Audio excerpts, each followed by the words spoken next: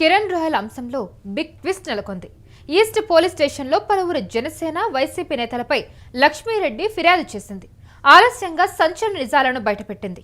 జనసేన నేత దినేష్ జైన్ అలాగే హరిశంకర్ గనితో పాటు వైసీపీ నేత సురేష్ పై ఈస్ట్ పోలీస్ స్టేషన్లో ఫిర్యాదు చేసింది. వైసీపీ నేత సురేష్ ఫోటో వీడియోలను మార్ఫింగ్ చేసి సోషల్ మీడియాలో వైరల్ చేశారు.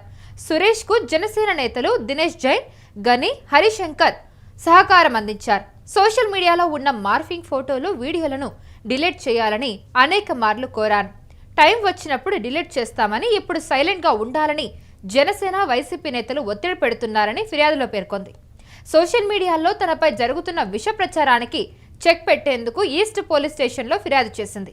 మార్ఫింగ్ వీడియో ఫోటోలను వైరల్ చేసిన వ్యక్తులపై కఠినంగా శిక్షించాలని పోలీసులను కోరింది.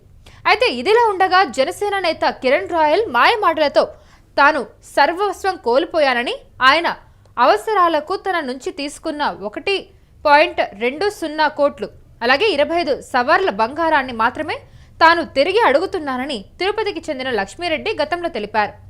ఈ ఏడాది ఫిబ్రవరిలో తిరుపతి ప్రెస్ క్లబ్లో ఆమె మాట్లాడారు. తనలాగే కిరణ్ రాయల్ చేతిలో మోసపోయిన బాధితులు చాలా మంది ఉన్నారని ఆమె ఆరోపించారు. తనకు ఏ పార్టీ మద్దతు లేదని, కిలాడి లేడీ అంటూ తనపై అసత్య ప్రచారం చేయడం తగదన్నారు. పిల్లల భవిష్యత్తు తానిచ్చిన డబ్బులు తిరిగి రాబట్టుకోవడం కోసమే ఈ పోరాటం చేస్తున్నానని ముఖ్యమంత్రి చంద్రబాబు, ఉప ముఖ్యమంత్రి పవన్ కళ్యాణ్ అండగా నిలిచి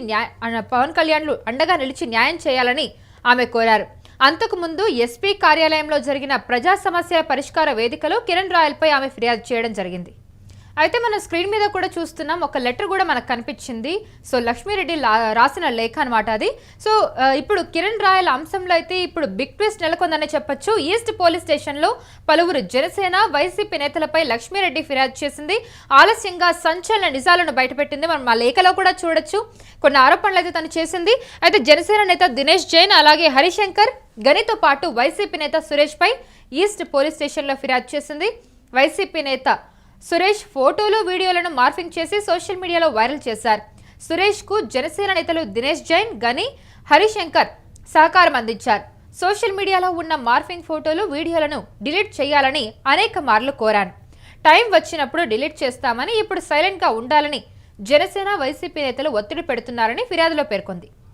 అయితే సోషల్ మీడియాలో తనపై జరుగుతున్న విష ప్రచారానికి చెక్ పెట్టేందుకు ఈస్ట్ పోలీస్ స్టేషన్లో ఫిర్యాదు చేసింది. మార్ఫింగ్ వీడియోలు ఫోటోలను వైరల్ చేసిన వ్యక్తులపై కఠినంగా శిక్షించాలని పోలీసులను కోరింది లక్ష్మీరెడ్డి.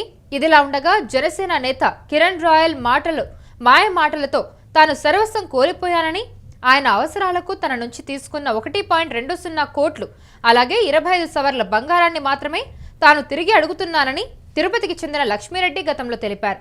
ఈ ఏడాది ఫిబ్రవరిలో తిరుపతి ప్రెస్ క్లబ్లో ఆమె మాట్లాడారు. తనలాగే కిరణ్ రాయల్ చేతిలో మోసపోయిన బాధితులు చాలా మంది ఉన్నారని ఆమె ఆరోపించారు. తనకు ఏ పార్టీ మద్దతు లేదని, కిలాడి లేడీ అంటూ తనపై అసత్య ప్రచారం చేయడం తగదన్నారు. పిల్లల భవిష్యత్తు తానిచ్చిన డబ్బులు తిరిగి రాబట్టుకోవడం కోసమే ఈ పోరాటం చేస్తున్నానని ముఖ్యమంత్రి చంద్రబాబు, ఉప ముఖ్యమంత్రి పవన్ కళ్యాణ్లు అండగా నిలిచి న్యాయం చేయాలన్నారు. అంతకుముందు ఎస్పీ కార్యాలయంలో జరిగిన ప్రజా సమస్యల పరిష్కార వేదికలో కిరణ్ రాయల్ పై ఆమె ఫిర్యాదు చేయడం జరిగింది.